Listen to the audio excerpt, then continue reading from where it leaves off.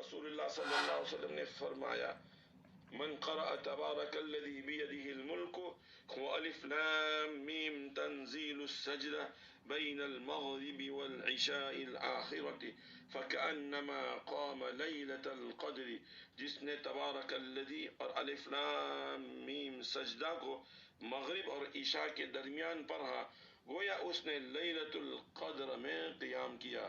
حقیقہ فی الدر۔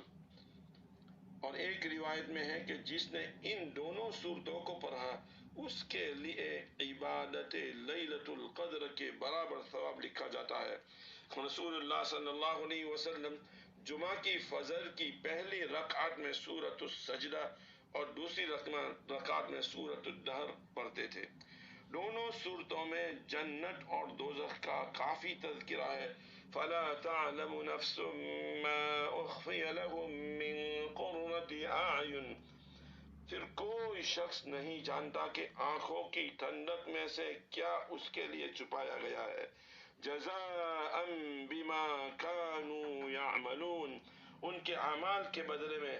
حدیث قدسی اللہ تعالیٰ نے ارشاد فرمایا میں نے اپنے اعلیٰ درجہ کے نیک بندوں کے لیے وہ نعمتیں تیار کی ہیں جن کو نہ کسی آنکھ نے دیکھا ہے اور نہ کسی کان نے سنا ہے اور نہ کسی انسان کے دل میں ان کا خیال گزرا ہے۔ پھر رسول اللہ صلی اللہ علیہ وسلم نے فرمایا اسی کا ذکر قرآن کریم کی اس آیت میں ہے فَلَا تَعْلَمُ نَفْسٌ مَّا أُخْفِيَ لَهُم مِّن قُرَّةِ أَعْيُنٍ جَزَاءً بِمَا كَانُوا يَعْمَلُونَ۔ اللہ تعالی ہم سب کو مکمل اتباع قرآن اور احادیث عطا فرمائے۔